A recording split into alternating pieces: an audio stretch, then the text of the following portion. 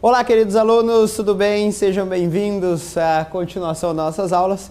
Essa aqui é a continuação da aula de estatística, embora a barba tenha crescido um pouco, é continuação. Segue aquela última aula de estatística, né?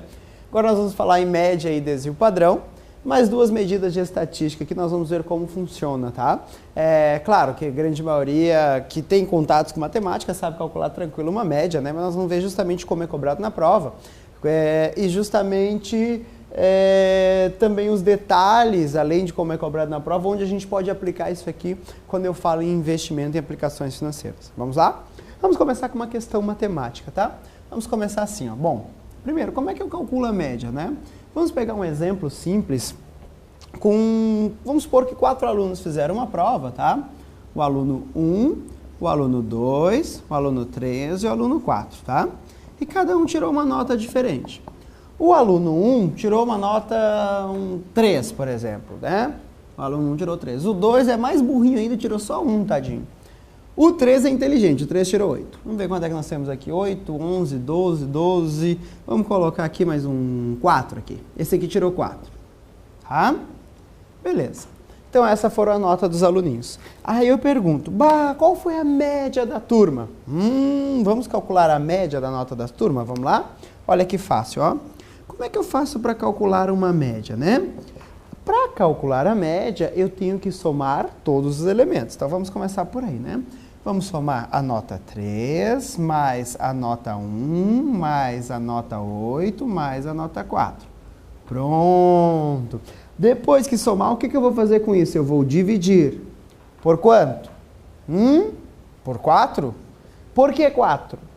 Sim, porque eu tenho 4 alunos. Perfeito. Se eu tivesse 5 alunos, eu ia dividir por 5. 6 alunos por 6 e assim vai. E se tivesse N alunos, eu iria dividir por N, né? Então eu vou dividir pela quantidade de elementos. Abre o olho e presta atenção. Então nesse caso é 4, né? Meu N, a quantidade de elementos são 4, então eu vou dividir por 4. Então aqui eu tenho 8 com mais 4, 12, 12, 12, 15, 16. Olha só que fácil, ó. 16 dividido por 4, encontrei a média. Encontrei a média, né? A média é igual a 4. Que beleza, né? Agora, tranquilos, vou fazer mais uma perguntinha aqui então em relação à média. Mais uma pergunta um pouco técnica em relação à média, que é a seguinte. Vamos supor que o professor que corrigiu essas notas aqui estão as notas, né? Notas. Ele notou que ele se equivocou, corrigiu alguma coisa errado e foi lá e resolveu, essa questão está errada, vale 2 pontos, eu vou dar 2 pontos para todo mundo. Resolveu dar 2 pontos para cada um dos alunos, né? Porque ele errou essa questão para todo mundo e resolveu dar 2 pontos a mais para cada um dos alunos. Beleza, então cada um ficou com uma nova nota, né? Eu pergunto, se eu calcular a média dessa nova nota, será que, letra A, essa média será exatamente a mesma média anterior? Não vai mudar? Porque eu somei para todo mundo? Letra B, será que vai ser a mesma anterior somado os mesmos 2? Vamos dar uma olhada? Olha só. Olha que fácil, ó. 3 com mais 2, então esse aluno que tirou 3, como ele ganhou 2 pontos, ficou com 5, né? O aluno que tirou 1 ganhou 2 pontos, ficou com 3. O que tirou 8 ganhou 2 pontos, ficou com 10. E assim vai. 4 tirou 2, ficou com 6 pontos, né? Vamos calcular a nova média. Vou chamar aqui de média 2, né? Vamos calcular aqui em azulzinho essa nova média aqui, ó. Olha só que legal. Nova média, né? Vamos lá? Eu terei aqui, então, 5 mais 3 mais 10 mais 6. Dividido pelos mesmos 4. Olha só que legal.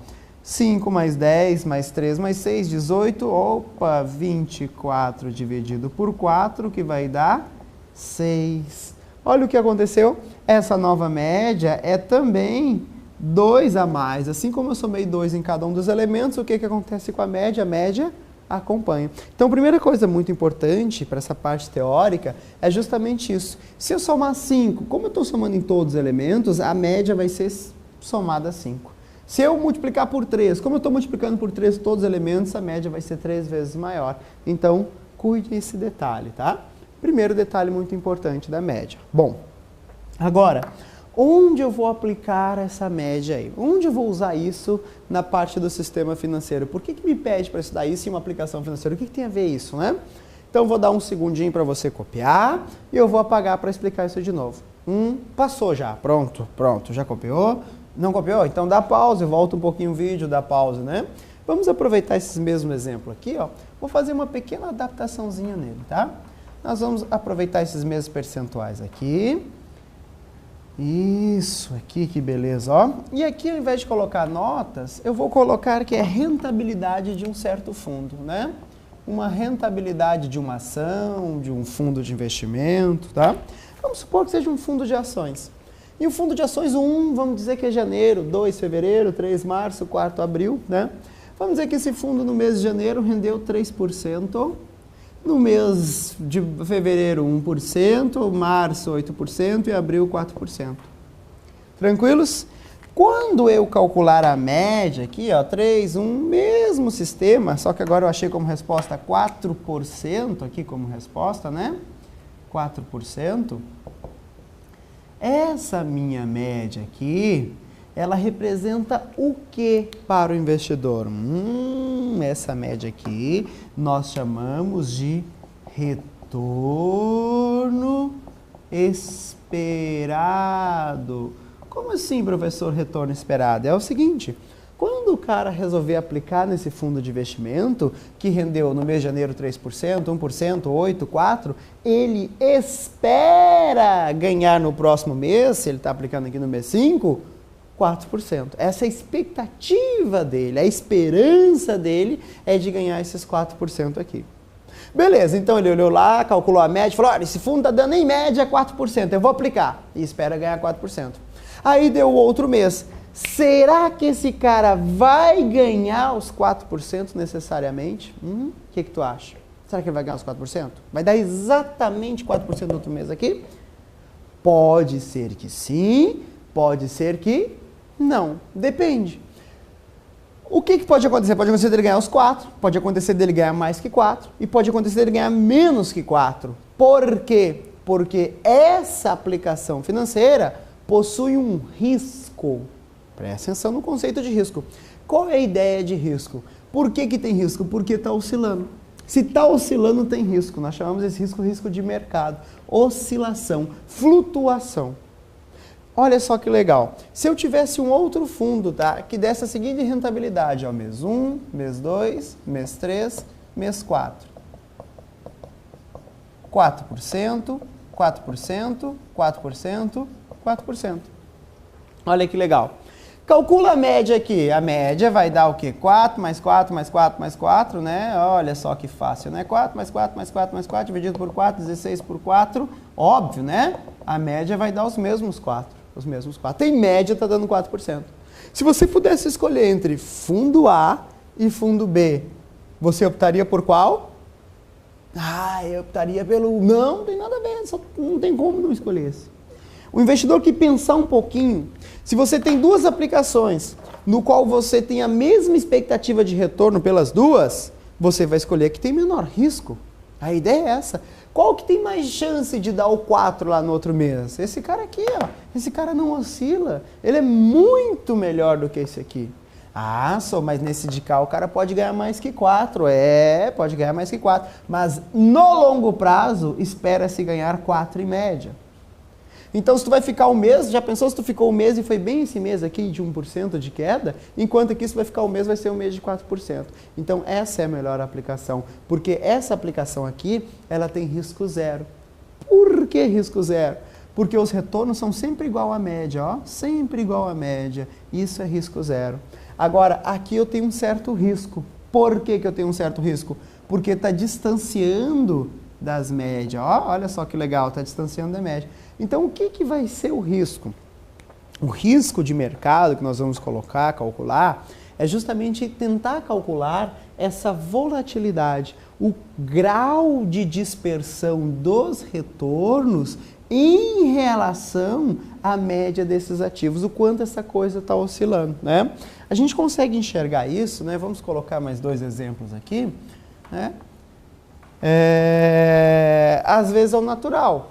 Com aquele exemplo ali que eu vi, 4, 4, 4, e aqui você vê que aqui está oscilando mais, mas vamos colocar isso mais claro, olha só. Vamos colocar aqui uma coluna e vamos chamar isso aqui de dispersão. Dispersão, tá? O quanto eles estão se distanciando, distância média, vamos chamar de desvio.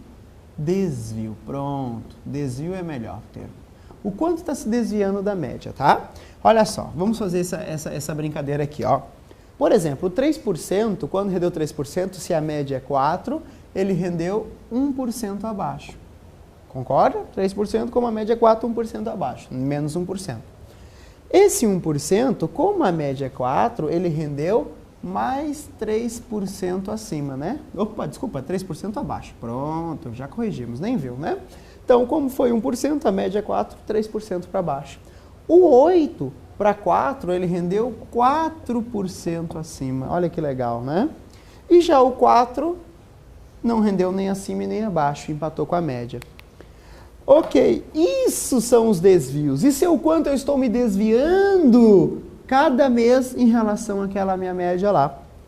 E como é que eu calculo o risco dessa aplicação?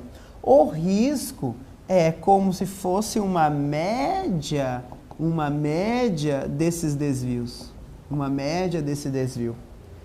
É o quanto eu estou desviando em média. Esse risco recebe o nome, né? Olha só que nome interessante, ó. Desvio padrão. Qual é o padrão de desvio que eu estou tendo nessa aplicação financeira? O quanto em média está se afastando aqui por mês? É isso que eu vou fazer. Bom, esse cálculo, ele não é um pouco tão simples assim. Ele tem um certo detalhe que é o seguinte. É como calcular uma média. Assim como eu calculei a média dos meus retornos e tenho um retorno esperado, eu posso calcular a média dos desvios e ver qual é esse desvio médio mensal. Porém, nós vamos ver um detalhe aí. Peço para você me acompanhar. Me acompanhe aqui. Vamos pegar esse retorno ali, vamos tentar fazer a média daquela brincadeira. Olha lá, ó, a média daquele desvio. Eu teria que pegar esse 1%, menos 1%, menos 3%, mais 4 e mais 0, né?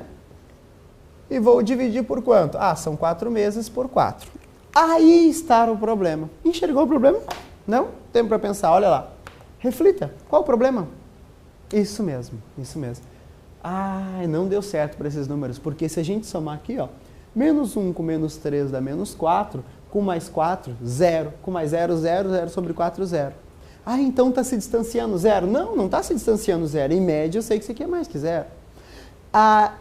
Toda vez que tu fizer isso, se você calcular a média certinho, calcular cada uma daqui das distâncias certinha, sempre essa soma vai ter que dar 0. Se eu somar esses caras, o total é 0. Sempre. Eles vão ter que anular aqui os positivos com o negativo. Esse é o conceito de média.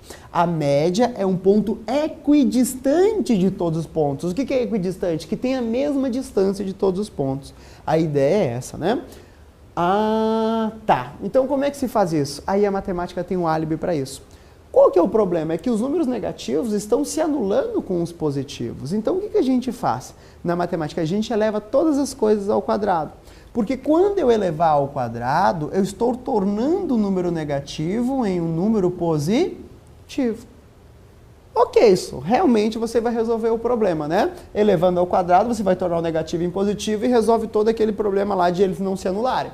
Agora a pergunta é, quando tu achar a resposta, tu vai achar uma resposta ao quadrado. Essa resposta ao quadrado não é bem o que tu quer o desvio médio. Ah, então o que a gente faz? Eu pego essa resposta no final e vou extrair a raiz quadrada, porque aí eu volto a ter quem eu quero. Porque olha só, por exemplo, o 3, se eu elevar ao quadrado, eu vou achar o 9. Se eu extrair a raiz quadrada, eu vou achar o 3. Então, é a operação inversa do elevar ao quadrado, né? É como se eu multiplicasse nisso e no final vou dividir. Então, eu elevo ao quadrado e no final vou extrair a raiz quadrada. Olha só que legal aqui. Então, o que você vai fazer aqui, né? Vamos elevar esses caras ao quadrado, ó, menos 1 ao quadrado, menos 3 ao quadrado, mais 4 ao quadrado, mais 0 ao quadrado, né? Note que essa coisa não vai mais anular, porque todo mundo vai ficar positivo, eu vou somar todas aquelas coisas lá. E vou calcular esse retorno médio aqui, tá? Não precisa saber fazer a conta, a prova não vai lhe cobrar essas contas aqui, não vai lhe cobrar como é feito esses cálculos, tudo bem? Só conceito.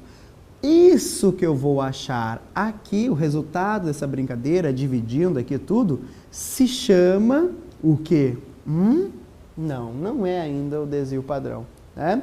Isso daqui é a variância. Variância, o quanto está variando essa ideia, né? A variância. Se eu quero descobrir o desvio padrão, o que eu tenho que fazer? Eu tenho que extrair a raiz quadrada da variância. É isso que eu tenho que fazer. Então, como é que se acha o desvio padrão? Vou extrair a raiz quadrada da variância e vou achar no final o desvio padrão, que é exatamente o que eu estou procurando. Tranquilos? Então, vamos lá. Essa brincadeira aqui vai me dar a variância, extrai a raiz quadrada, desvio padrão. Muito importante, né? Se eu tenho a variância, eu consigo determinar o desvio padrão. Como? Extraindo a raiz quadrada da variância, eu vou achar o desvio padrão. Esse conceito importantíssimo para a prova, né? Agora, então, amores, o risco quer dizer o retorno esperado. E o que quer dizer o desvio padrão? Risco. Desculpa, né? Falei o risco e o retorno esperado.